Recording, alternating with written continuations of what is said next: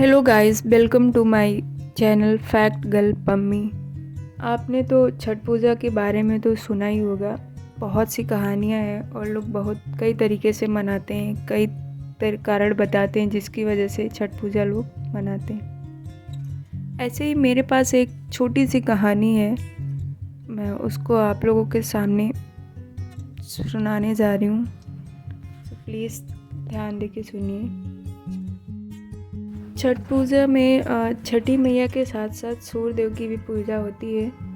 उन्हीं की आराधना और उन्हीं के प्रेम के विश्वास के बारे में बताया है मैंने, जो कि है तो एक प्राचीन समय की बात है। एक गांव में एक बहुत ही विशेष पर्व मनाया जाता था जिसे छठ पूजा कहा जाता था।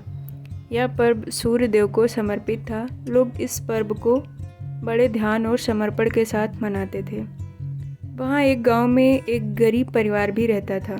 उनके पास बहुत ही कम साधन थे जिससे वह अपना गुजर बसरा करते थे, लेकिन उनके मन में सूर्य देव के प्रति अत्यधिक श्रद्धा और आस्था थी। वे हमेशा छठ पूजा को बड़ी ही उत्साह और श्रद्धा से मनाया करते थे। एक बार गांव में अचानक बहुत बड़ा सूखा पड़ा।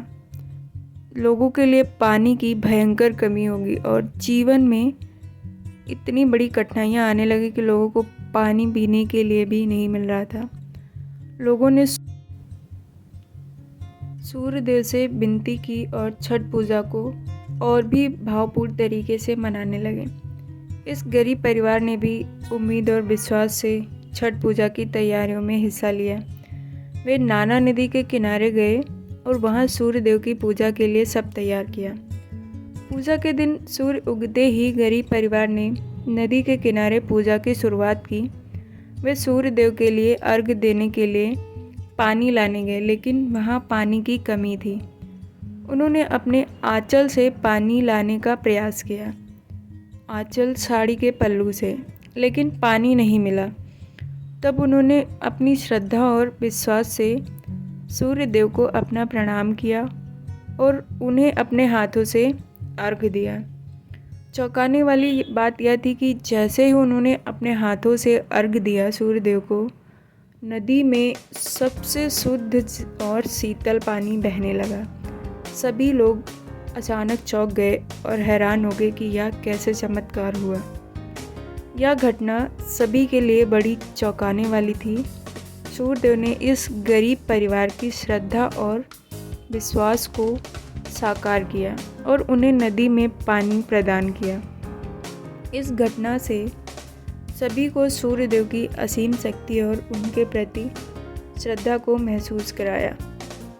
छठ पूजा की कहानी से हमें यह सीख मिलती है कि जब हमारे मन में विश्वास और श्रद्धा होती है तो असंभव भी संभव हो जाता है।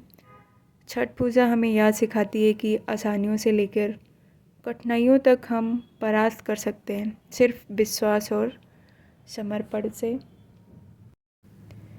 यही विश्वास और समर्पण मुझे आप लोगों से है कि आप लोग मेरा चैनल सब्सक्राइब करें और मेरे चैनल को खूब सारा प्यार दे, सपोर्ट करें, ताकि मैं भी इसी तरीके से आप लोगों के साथ जुड़ सकूं और अपना विश्वास बना सकूं आप लोगों पे। तो बने रहिए, सुनिए मेरा पूरा ब्लॉग, मेरी कहानी कैसी लगी। जिसको अच्छी लगे तो ठीक है, और जिसको नहीं लगे तो उनके लिए सॉरी, और बता दीजिएगा कि आप लोगों को अगर मेरी कहानी अच्छी लगी है तो ठीक। Bye bye, thank you.